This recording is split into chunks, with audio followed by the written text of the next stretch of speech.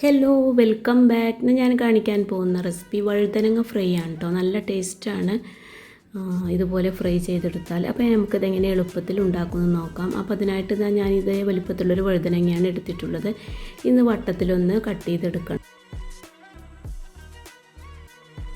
ഈ ഒരു കനത്തിൽ വേണം കേട്ടോ ഇത് കട്ട് ചെയ്തെടുക്കാനായിട്ട്. നമുക്ക് വഴുതനങ്ങ എല്ലാം ഇങ്ങനെ കട്ട് ചെയ്തെടുക്കാം.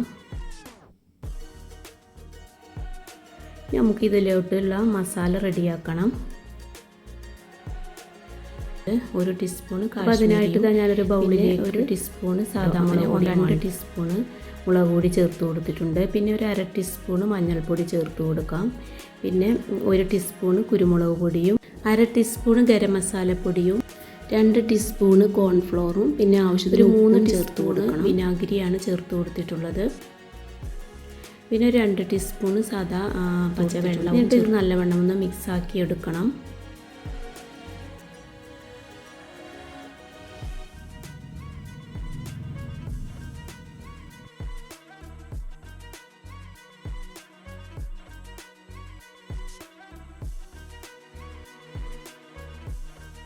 ഇതിലേക്ക് 1 ടീസ്പൂൺ ഇഞ്ചി വെളുത്തുള്ളി പേസ്റ്റാണ് ചേർത്ത് കൊടുക്കുന്നത്.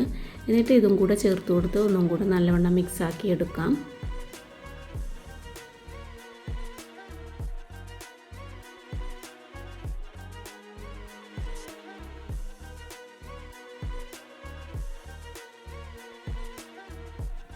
ഈ ഒരു കൺസിസ്റ്റൻസിയിൽ വേണം കേട്ടോ മസാല, ഒരുപാട് ലൂസായി പോകരുത്.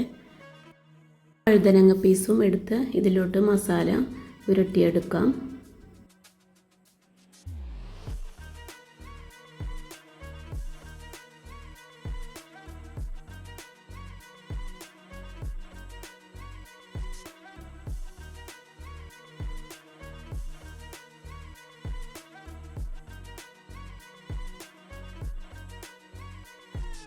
ഇനി ഇതൊരു അരമണിക്കൂർ നമുക്ക് റെസ്റ്റ് ചെയ്യാൻ വെക്കാം.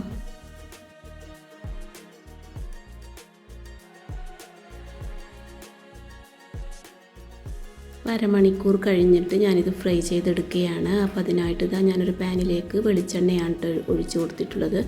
പിന്നെ അല്പം കറിവേപ്പിലയും ഇട്ട് എണ്ണ നല്ലവണ്ണം ചൂടായതിന് ശേഷം ഹൈ ഫ്ലെയിമിലിട്ട് ഇത് ഇട്ട് കൊടുക്കാം. എന്നിട്ട് ലോ ഫ്ലെയിം ആക്കിയിട്ട് ഫ്രൈ ചെയ്തെടുക്കണം കേട്ടോ. എന്നിട്ട് ഇത് ഒരു ഭാഗം ഒന്ന് കളർ മാറി തുടങ്ങിയാൽ നമുക്ക് മറിച്ചിട്ട് കൊടുക്കാം. എന്നിട്ട് തിരിച്ചും മറിച്ചും ഇട്ട് കൊടുത്ത് ഫ്രൈ ചെയ്തെടുക്കാം.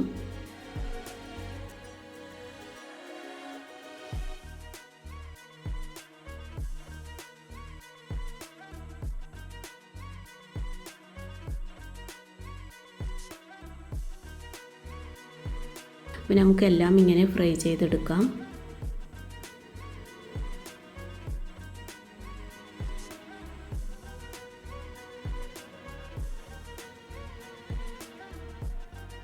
ഈ ഫ്രൈ ചെയ്തെടുക്കുമ്പോൾ കറിവേപ്പില ചേർത്ത് കൊടുത്താൽ നല്ലൊരു ടേസ്റ്റാണ് കേട്ടോ.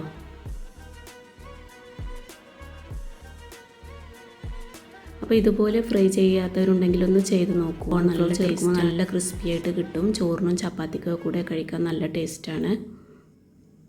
അപ്പോൾ എൻ്റെ വീഡിയോ ആദ്യമായിട്ട് കാണുന്നവരുണ്ടെങ്കിൽ ഒന്ന് സബ്സ്ക്രൈബ് ചെയ്ത് സപ്പോർട്ട് ചെയ്യണേ. ലൈക്ക് ചെയ്യാനും ഷെയർ ചെയ്യാനും മറക്കരുത്.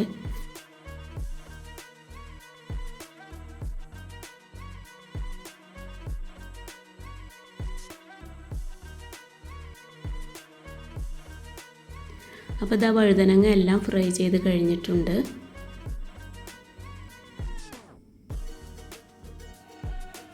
അടുത്ത റെസിപ്പിയുമായി വീണ്ടും കാണാം. Thank you.